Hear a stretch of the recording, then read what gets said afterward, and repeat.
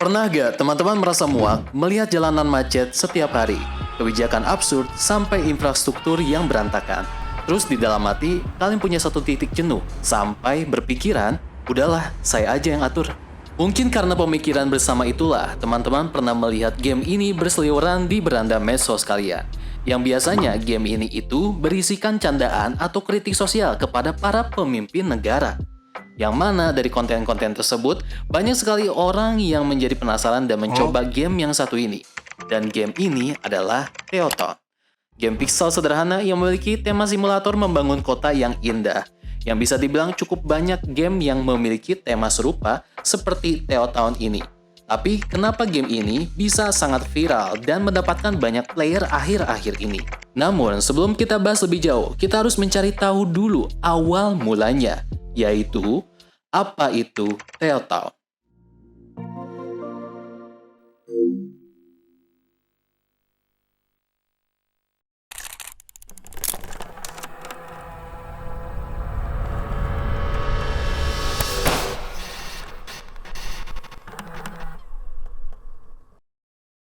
Cerita ini dimulai pada tahun 2003. Ada seorang pria bernama Christian Weigel atau yang sering disebut Theo Theoderich. Dia ini adalah seniman pixel yang perfeksionis. Dia memulai proyek ini dengan nama The City Project dengan memakai engine Blitz 3D yang berjalan dengan bahasa pemrograman Basic C++.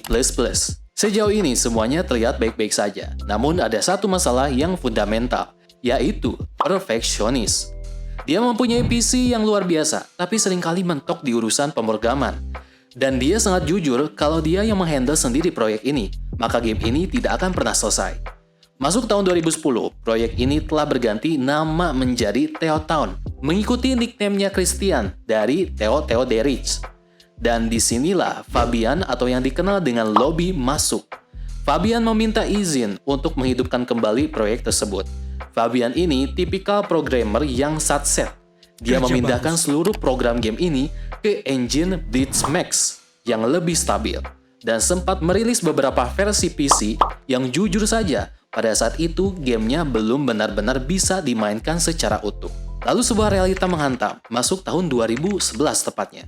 Teoton mengalami berbagai masalah, terutama di bagian teknis pemrograman yang sangat rumit. Perkembangan game ini pun goyah gara-gara kompleksitas pemrograman yang meningkat drastis, terutama kesulitan besar saat mereka mau mengimplementasikan sistem populasi.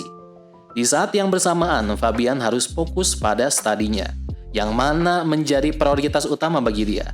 Puncaknya, pada bulan Agustus, dia memposting utas di Blitz Forum mengenai kemungkinan proyek Teoton ini akan mati.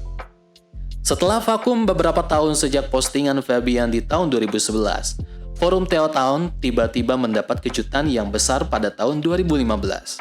Fabian mengumumkan akan kembali mengembangkan proyek tersebut, dan yang lebih mengejutkannya lagi, Teoton akan berpindah ke platform Android. Pada tanggal 11 April 2015, versi alpha pertama Teoton dengan nama versionnya yaitu 46.1.0.46 rilis. Game ini rilis ke publik dengan UI yang sangat berbeda, dengan penambahan beberapa bangunan baru, sistem keuangan yang baru, hingga sistem populasi dan transportasi yang baru. Dan pada Juni 2015, setelah 5 tahun hiatus, Christian kembali ke proyek ini untuk membantu di bagian grafis. Beberapa kreasinya antara lain adalah bangunan-bangunan rumah hingga supermarket. Dan pada Januari 2016, versi alpha terakhir Teoton secara resmi diganti dengan versi beta 100.beta 1.1.0 yang mengakhiri versi alpha Teoton. Versi beta muncul dengan berbagai terobosan baru, dimulai dengan animasi penghancuran, jalanan baru, bencana alam, dan berbagai pembaruan UI lainnya. Lalu pada Oktober 2016, Christian mengumumkan adanya Teoton Premium yang berbasis pay to play yang berisikan bangunan tambahan. Pada Januari 2017, terdapat 2 update besar yakni sistem rank dan dekorasi, yang mana membuat player bisa mendapatkan variasi hiasan seperti bunga dan lainnya.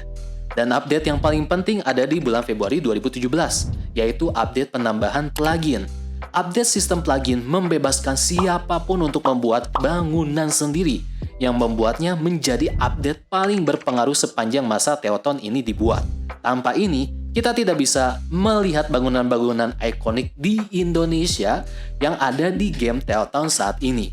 Setelah melalui masa alpha dan beta yang panjang, Teoton akhirnya siap rilis secara resmi dengan kode name Teoton 66. Di bawah naungan Blue Flower, game ini tidak hanya di Android saja dirilisnya, tapi juga ekspansi ke PC dan Apple.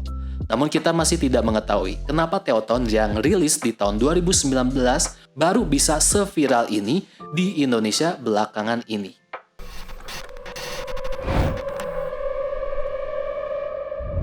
Apa penyebabnya Teoton naik lagi atau viral lagi? Apakah benar dikarenakan warga atau masyarakat Konoha yang sering mengkritik pemerintahnya gitu? Jadi apa korelasinya? Seperti yang kita tahu akhir-akhir ini kita sering mendapatkan banyak berita yang tidak mengenakan bisa dibilang. Mulai dari korupsi lah, atau mungkin perselingkuhan lah, atau kasus-kasus mungkin ijazah mungkin ya, bahkan perang dunia ketiga mungkin ya. Hari demi hari banyak orang yang mulai jengah akan isu-isu atau kabar-kabar ini dan memendam hal yang serupa, yaitu adalah kritik. Nah, korelasinya mulai terlihat di sini. Di tengah gempuran berita yang membuat kita agak pusing dan kewalahan ya mencerna semua berita tersebut, membuat Teoton menjadi ladang menyindir ya atau memberi kritik kepada mereka secara halus tentunya, tanpa harus benar-benar berbicara secara langsung. Oleh karena itu, banyak orang juga yang mulai mengikuti hingga terjadi trending di mana-mana game Teoton yang satu ini, terusus di Indonesia sendiri. Selain itu juga komunitasnya yang solid dan memang sudah ada sejak lama, membuat Teoton makin cepat untuk diterima banyak orang.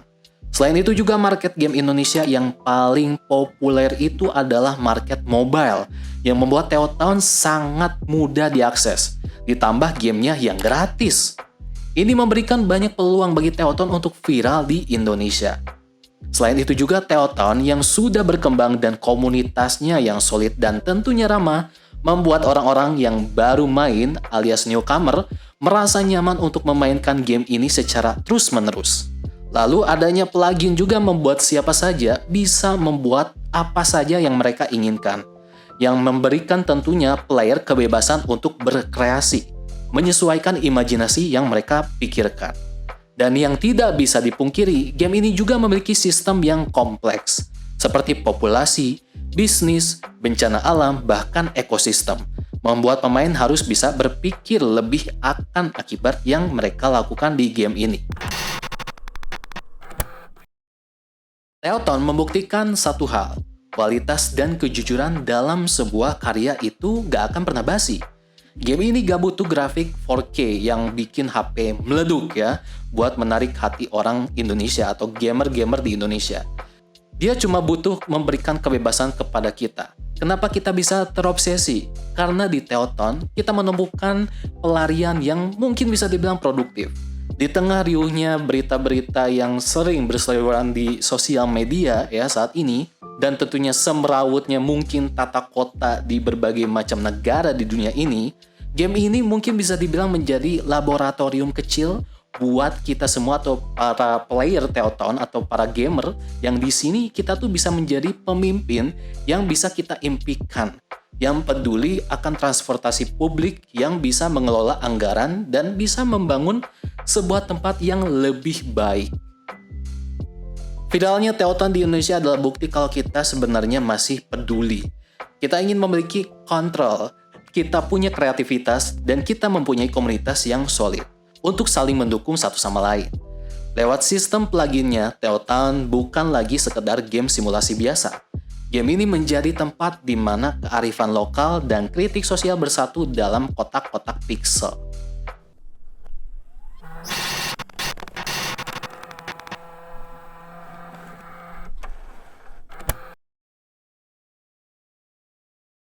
Jadi, gimana? Apakah teman-teman sudah menjadi wali kota yang hebat? Atau justru jadi yang paling absurd di game ini? Apapun pilihan teman-teman, teruslah bereksperimen. Karena siapa tahu simulasi yang kita bangun hari ini bisa menjadi inspirasi atau benih dari solusi untuk masalah nyata di kota kita nanti. Terima kasih sekali lagi yang sudah menyimak bahasan video ini tentang perjalanan panjang Teoton dari awal sampai akhir. Sebuah perjalanan selama 16 tahun yang penuh lika-liku.